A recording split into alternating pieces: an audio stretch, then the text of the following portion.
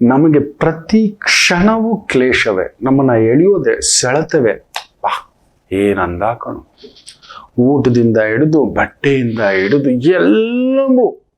ಅದಕ್ಕೆ ಈ ಒಂದು ಕಲಿಯುಗಕ್ಕೆ ದಾರಿದ್ರ್ಯ, ಮೂರ್ಖರ ಸಂತತಿ ಜಾಸ್ತಿ, ಆಯುಷ್ಯು ಕಡಿಮೆ, ಮನುಷ್ಯ ಪೊಟ್ಟೆ ಪೋತಾಡು.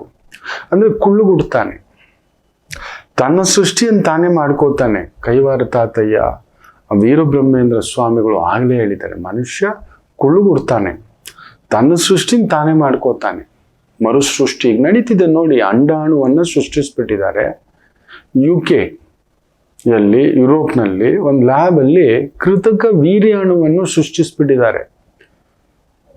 ಇಲ್ಲ, ಈಗ ಗಂಡಸರಿಗೆ ನೀವು ನಂಬಲ್ಲ, ಪುರುಷ ಬಂಜೆತನ ಬಂದ್ಬಿಟ್ಟಿದೆ. ಅಮ್ಮಂದ್ರು, ತಾಯಂದ್ರು ಪಾಪ ಒಂದು ಗರ್ಭ ಧರಿಸ್ತಕ್ಕಂಥ ಭೂದೇವಿ ಸಮಾನ ನನ್ನ ಅಮ್ಮಂದಿರಿಗೂ ಕೂಡ ಅಲ್ಲಿ ಬಂಜೆತನ ಕೊಟ್ಬಿಟ್ಟಿದ್ದಾನೆ. ಎಗ್ ಪ್ರಾಬ್ಲಮ್, PCOD, PCOS, ಏನೇನೋ ಅದನ್ನಾಗಲೇ ಹೇಳಿದ್ದಾರೆ. ಯಾಕಂದ್ರೆ ಕಲಿಯುಗಕ್ಕೆ ನಾವು ಬಿಟ್ಟು ಪರಾಕರ್ಷಣೆ ಬೇರೆದೆ. ಎಷ್ಟೊಳ್ಳೆ ಬಟ್ಟೆ ಇದ್ರು, ಮನೆ ತುಂಬ ಸೀರೆಗಳಿದೆ,